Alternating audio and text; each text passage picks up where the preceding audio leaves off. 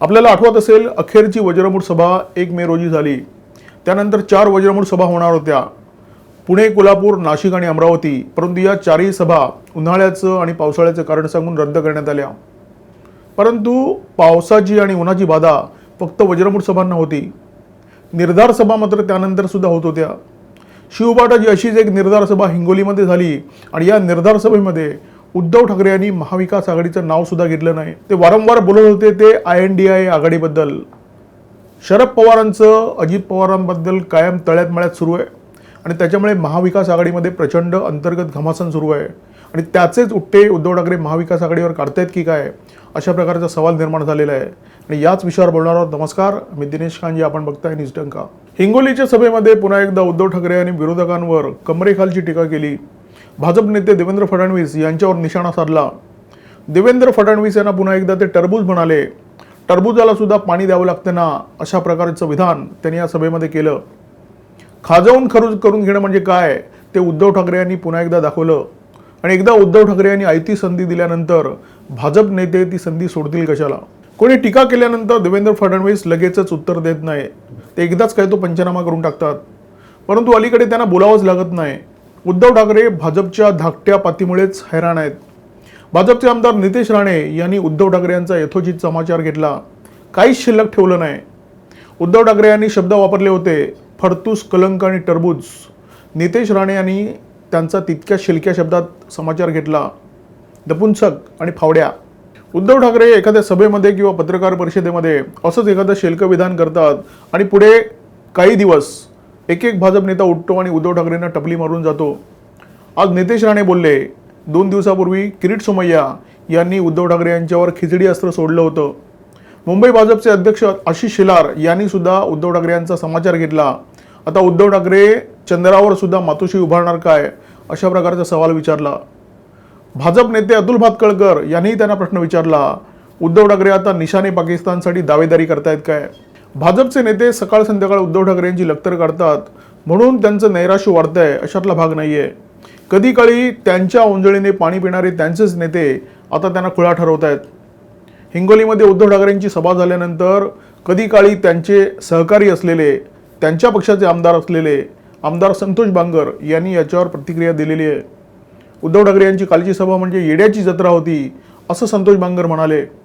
एका अर्थाने संतोष बांगर यांनी उद्धव ठाकरे यांना येडा ठरवलेलं आहे.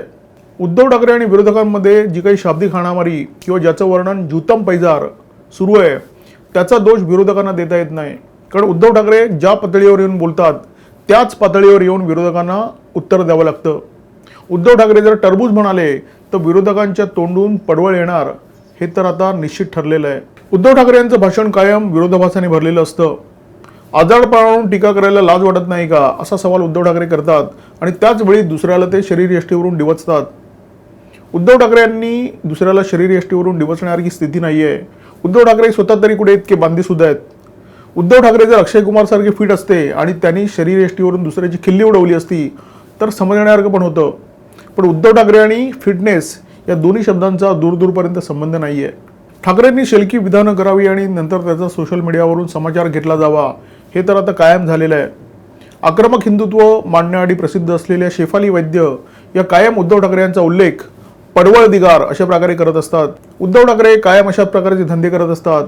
एखाद्याच्या पत्नीला धमकवायचं, एखाद्याला शरीरयष्टीवरून डिवचायचं, एखाद्याच्या नातवाला घाणेरड्या राजकारणात ओढायचं, हे धंदे त्यांनी करावे ज्यांनी या सगळ्या प्रकारचा जाळ जेव्हा त्यांच्यापर्यंत येईल तो झेलण्याची यांच्यामध्ये क्षमता असेल. परंतु स्वतःवर होणाऱ्या टीकेचा विचार करायला उद्धव ठाकरे यांच्याकडे सध्या अजिबात वेळ नाही आहे. त्यांना भलताच घूर लागलेला आहे. त्यांना दिसतंय की महाविकास आघाडीचं तारू बुडतंय.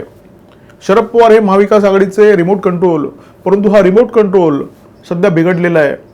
अजित पवारांबाबत शरद पवारांचं सतत तळ्यात मळ्यात चालू आहे. ते NDAकडे जाणार की काय, अशा प्रकारची चर्चा सुरू आहे. शरद पवारांच्या सतत घुमजाव भूमिकेमुळे उद्धव ठाकरे प्रचंड अस्वस्थ आहेत. ते स्वतः या विषयावर व्यक्त झालेले नसले तरी त्यांचे डावे उजवे म्हणवले जाणारे संजय राऊत आणि अंबादास दानवे या विषयावर बोललेले आहेत.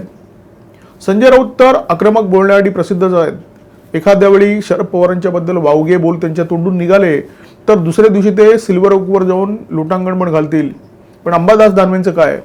अंबादास दानवे जेव्हा शरद पवारांच्या विरोधात बोलतात तेव्हा ते उद्धव ठाकरे यांच्या इशारातीशिवाय बोलणार नाहीत, हे सर्वसामान्य माणसाला सुद्धा कळण्यासारखं राजकारण आहे. या संपूर्ण प्रकरणामध्ये दानवे आणि राऊत यांची भूमिका जरी पार्श्वगायकासारखी असली तरी त्याचे गीतकार मात्र उद्धव ठाकरे हेच आहेत. शरद पवार हे उद्धव ठाकरे यांच्याआधी अवघड जागेचे दुखणं झालेलं आहे. हिंगोलीच्या सभेमध्ये उद्धव ठाकरे तब्बल पाऊण तास बोलले. भाजपवर त्यांनी तिखट हल्ले केले. पंतप्रधान नरेंद्र मोदी, उपमुख्यमंत्री देवेंद्र फडणवीस, मुख्यमंत्री एकनाथ शिंदे या सगळ्यांवर अत्यंत शेलकी टीका केली. इतकंच काय, कधी काळी ज्यांच्या गळ्यात गळे घातले होते ते तेलंगणाचे मुख्यमंत्री चंद्रशेखर राव यांच्यावर सुद्धा उद्धव ठाकरे यांनी टीका केली. परंतु शरद पवारांवर ते चकार शब्दाने बोलले नाहीत. शरद पवारांच्या तळ्यात माळ्यात राजकारणावर उद्धव ठाकरे मौन राहिले. त्यांनी हा संपूर्ण विषय आपल्या भाषणामध्ये टाळला. आपल्या संपूर्ण भाषणामध्ये उद्धव ठाकरे यांनी महाविकास आघाडीचं नाव सुद्धा घेतलं नाही. महाविकास आघाडी अजून अस्तित्वात आहे, कारण संजय राऊत महाविकास आघाडीबद्दल अनेकदा बोलत असतात. या महाविकास आघाडीचं विरोधकांनी स्थापन केलेल्या INDIA या आघाडीमध्ये विलिनीकरण सुद्धा झालेलं नाहीये. तरी सुद्धा उद्धव ठाकरे यांनी महाविकास आघाडीचं नाव घेणं टाळलं.